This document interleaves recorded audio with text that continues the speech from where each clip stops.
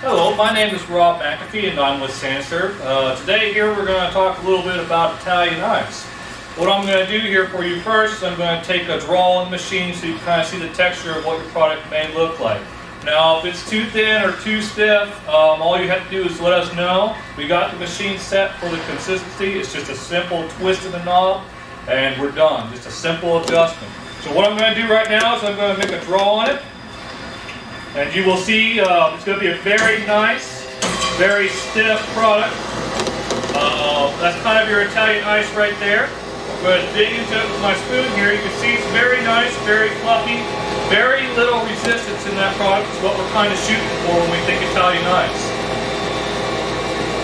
A very smooth, very melt-in-your-mouth texture on that.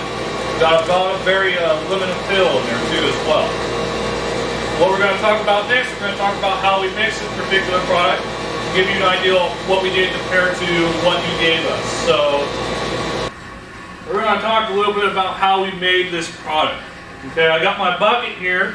This is a bucket that I personally used when I mixed this all together. I'm just going to show you on these diagrams how I did this. According to the recipe, what I did is I used 1 gallon of lemon juice. And I used actually 2 gallons of water, and then I used the 2/3 gallon of sugar, which is this mark right here on our bucket. The reason for this is my machine needs at least 2 gallons to run. So I had to make the mix for gallons. What machine we used? We did end up using a modified ice cream machine 401 model. You can also use a batch freezer. It's a perfectly acceptable model. There's a disadvantage and advantage to each. If you're using the model 401, you will dispose of about a gallon of product each week. The reason why is there's a safety feature included in that machine. What happens is as it gets down to the end of the barrel, that product stays there. It starts to stiffen and stiffen and stiffen, and eventually it will freeze solid. So we put a safety feature in there to keep it from getting that low. It's got a 3-second timer. After it gets below the probe, machine shuts down.